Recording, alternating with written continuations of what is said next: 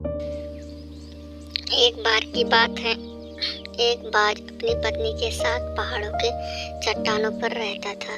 तभी एक दिन उन्होंने सोचा क्यों ना जंगल के बीच ही घोंसला बनाकर रहा जाए।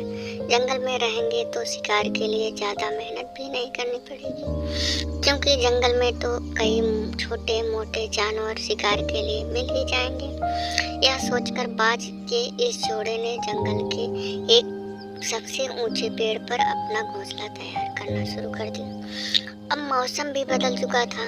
तभी एक दिन बाज की पत्नी ने घोंसले में अंडे दिए। बाजों का ये जोड़ा बहुत ही खुश था कि कुछ ही दिनों में उनके छोटे छोटे चूजे होंगे और वो उनके साथ एक साथ आसमान में उड़ेंगे। अब बाज अपनी पत्नी को अंडे के पास छोड़कर अकेले ही शिकार के लिए निकल जाता था और उसकी पत्नी घोंसले में रहकर अंडों की देखभाल करती थी। एक दिन जैसे ही वह बाज शिकार के लिए निकला तो उसने अपने घोंसले वाले पेड़ के ठीक नीचे ही एक चूहे को देखा। बाज ने एक ही झटके में उस चूहे को अपने पंजों में दबोच लिया।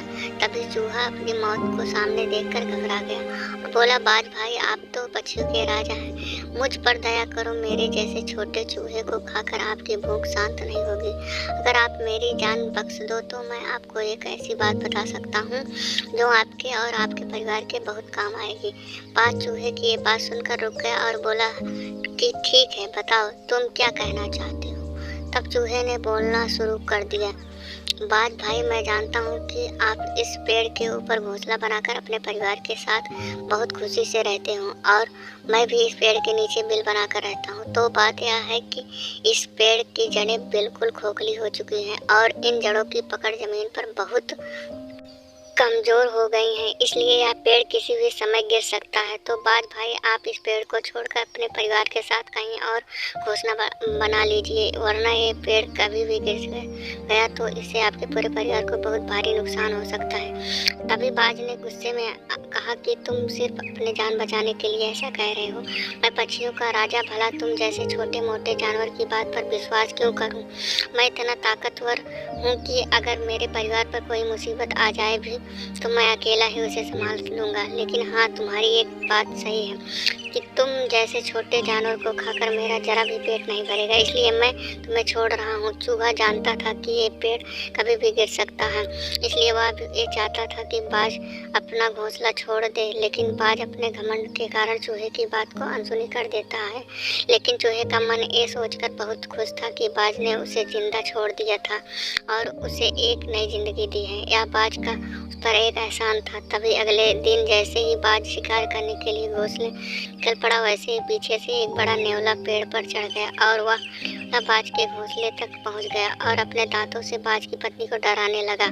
शायद उसकी इच्छा बाज के अंडों को खाने की थी। बाज की पत्नी ने भी वापस उस पर हमला किया, मगर बाज की पत्नी नेवले की इस हरकत से बहुत घबरा गई।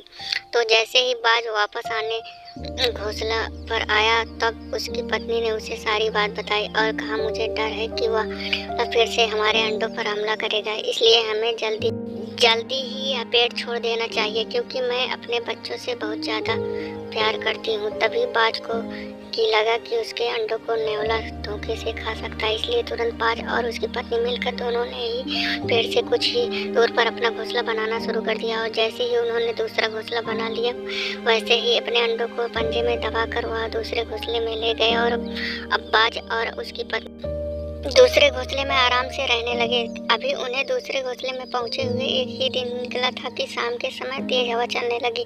तभी उन्होंने देखा कि जिस पेड़ पर वह पहले रहते थे वह हवा की मार को नहीं झेल पाया, धड़ाम से जमीन पर बड़ी तेजी से गिर गया। वो पेड़ अपने जड़ों के साथ ही पूरी तरह उखड़ चुका था। तभी बाज को अचानक ही उस चूहे की बात याद आई कि उन चूहे ने कहा था कि वह पेड़ जड़ों से बहुत कमज़ोर है और कभी भी गिर सकता है। लेकिन अब वो बाज अपने घोंसला बदल चुका था, इसलिए बाज उसका पूरा परिवार सुरक्षित था। तभी अगले दिन सुबह वह चूहा बाज के नए घोंसले के नीचे पहुंचा और उसने बाज को आवाज़ लगाई और कहा, क्यों बाज भाई, तुम्हारा पूरा परिवार अब सुरक्षित है ना? चूहे के साथ वह नेवला भी था। चूहे और नेवले को एक साथ देखकर वह बाज सोच में पड़ गया।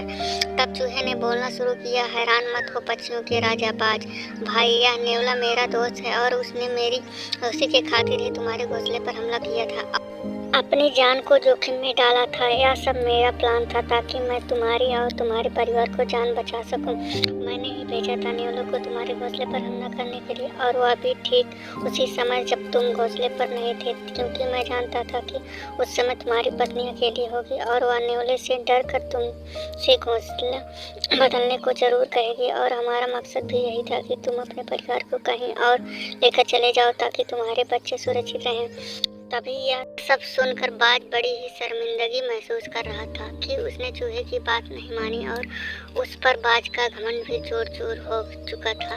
तभी उसने चूहे को धन्यवाद कहा। तो दोस्तों, आज की कहानी हमें सिखाती है कि हम चाहे कितने भी काबिल, कितने भी होशियार या कितने भी ताकतवर क्यों ना हो जाए, लेकिन हमें कभी भी अपने आप पर घमंड नहीं करना चाहिए, और कभी भी किसी को छोटा या मामूली समझकर उसे कमजोर भी नहीं समझना चाहिए। थैंक यू दोस्तों।